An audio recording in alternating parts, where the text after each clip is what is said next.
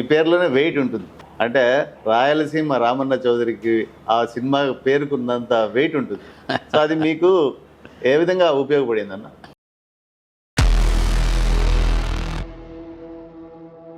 మీ father Venkata Narayana Reddy గారు ఎమ్మెల్యేగా ఉన్నప్పుడు, కానీ అప్పుడు మీ మీద వచ్చిన అభియోగం మామూలు అభియోగం కాదు. అప్పుడు వచ్చిన అభియోగం AK-47 బాంబులు. టార్గెట్ ఎందుకు చేశారంటారు మిమ్మల్ని?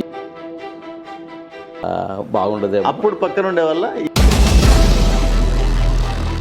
కానీ ఈ పార్టీలు మారేటప్పుడు మీరు ఎవరు సజెషన్స్ తీసుకోరా? మీ ఓన్ డెసిషన్ ఏనా? ఈ జనసేనలో జాయిన్ కావడం కూడా మీ నిర్ణయమేనా? ఆ రోజు నేను తీసుకున్న నిర్ణయం కూడా. కానీ 7 సంవత్సరాల్లో జనసేన పార్టీని మీరు ఏ విధంగా బలోపేతం చేశారు అంటే ఏం చెప్తారన్న? ఇప్పుడు కూడా నా సహచరుడు మార్కెట్ యార్డ్ చైర్మన్ నెత్తి నోరు కొట్టుకొని మొత్తుకుంటూ చెప్తున్నారు.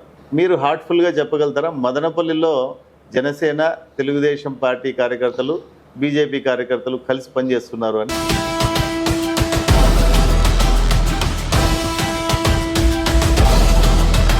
అన్న ఎంత కాదన్నా మీకు ఆల్మోస్ట్ ఎమ్మెల్యే స్థాయి ఉన్నంత అనుభవం అయితే ఉంది. ఇప్పటికీ మీకు ఏదైనా ఒక పదవి రాకపోవడము దాని వెనకాల లోపం ఎవరిది? మీదా, లేకపోతే మీరు తీసుకున్న నిర్ణయాలదా, లేకపోతే మీరున్న పార్టీదా? బేసికల్గా మీరు కమ్మ సామాజిక వర్గానికి చెందిన వ్యక్తి.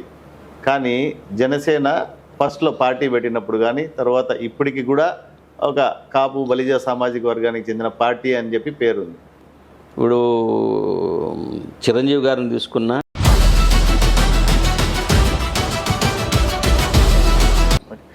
మీరు పార్టీలో చేరాలని నిర్ణయించుకున్న తర్వాత మిమ్మల్ని ఎవరైతే విమర్శించారో అప్పుడు మీ వెన్నంటి నిలబడిన ఏకైక వ్యక్తి ఎవరు అని అంటే ఎవరి పేరు చెప్తారని?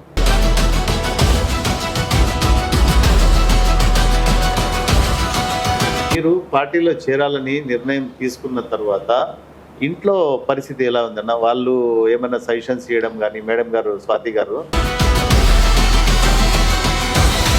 రాబోయే ఎన్నికల్లో మీ వాటాను ఏ విధంగా సాధించుకోబోతున్నారు?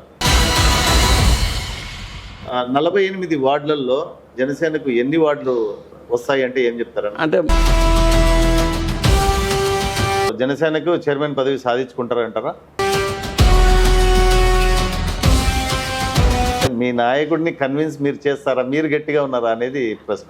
నేను అదే చెప్తున్నాను. మీ ముగ్గురిని ఈ రాజకీయాల్లో ఉన్న వాళ్ళు ఒక పేరు పెట్టి పిలుస్తారు. ఆ పేరు మీకు తెలుసా అన్న?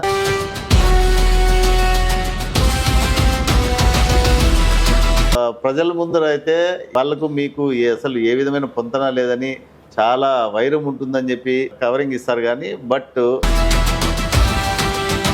అయితే అది నిజమే అయితే. సో మీరైతే డైరెక్ట్గా ఎమ్మెల్యే గారితో చర్చలు జరిపే అవకాశం లేదండి? నాకు ఎమ్మెల్యేతో కూటమి గవర్నమెంట్ వచ్చి దాదాపు 2 సంవత్సరాలు అవుతుంది. ఈ 2 సంవత్సరాల మీద మీ ప్రోగ్రెస్ రిపోర్ట్ మీ చేతికి ఇస్తే ఎన్ని మార్కులు వేస్తారు? మీరు ఈ 7 సంవత్సరాలు జనసేన పార్టీలో ఉన్నప్పుడైతే ఏ సమస్య మీద పోరాటం చేయడం కానీ, ఏ సమస్య మీద నిలదీయడం కానీ మేమైతే చూడలేదు. సో అంటే సమస్యలు లేవని అనుకోవచ్చా, లేకపోతే కూటమి గవర్నమెంట్లో ఉన్నాం కాబట్టి సర్దుకుపోతున్నారా? రెగ్యులర్గా మీ దగ్గరికి ఎటువంటి సమస్యలతో ప్రజలు వస్తూ ఉంటారు? రామదాస్ చౌదరి గారికి ఎవరు బలము, ఎవరు మీ వర్గము అని అంటే ఎవరి పేర్లు చెప్తారు? టు బి ఫ్రాంక్, మదనపల్లి భాషలో చెప్పాలంటే ఫైనాన్షియల్గా చాలా వీక్ అయిపోయినారు రామదాస్ చౌదరి గారు. ఫైనాన్షియల్గా చాలా ఎత్తిపోయినారు. ప్రస్తుతానికి ఆయన దగ్గర డబ్బు లేదు కాబట్టి ఆయన విజయం సాధించలేరు. ఇంతకుముందు కూడా సాధించలేకపోవడానికి మెయిన్ కారణము అని అంటూ ఉంటారు వాళ్ళు. కానీ ఆ నిర్ణయం తీసుకునేందుకు ఇప్పుడు కూడా నేను కరెక్ట్ నిర్ణయమే తీసుకున్నాను అని చెప్పగలుగుతారా? కానీ ఆ అశోక్ కుమార్కి ఎప్పుడైతే ఇది హిందువుల చేతగానితనమా లేకపోతే విమర్శలను తిప్పికొట్టే మనుషులు లేకపోవడమా అంటారా? మీ స్టేట్మెంట్తో నేను విభేదిస్తాను.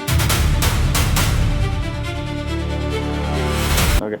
పవన్ కళ్యాణ్ గారిని తెలంగాణలో అడుగు పెట్టనీయము అని అంటూ ఆయన మీటింగ్కి పర్మిషన్ కూడా ఇవ్వకుండా చేశారు. ఆయన అదే రోజు ప్రెస్ మీట్ అయితే పెట్టడం జరిగింది. ఇది రాబోయే రోజుల్లో ఏ విధంగా ఉంటుందంటారు? గిట్టని వాళ్ళు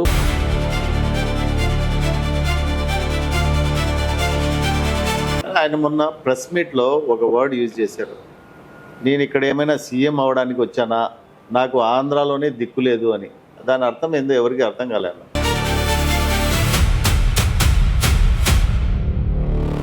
ఇంత అనుభవం ఉన్న మీరు భవిష్యత్తులో మిమ్మల్ని మేము ఏ విధంగా చూడొచ్చు? ఇప్పుడు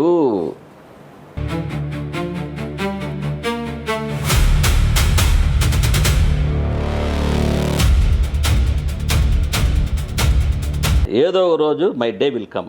మదనపల్లి ఎమ్మెల్యే గారి మీద ప్రస్తుతం మీ అభిప్రాయం?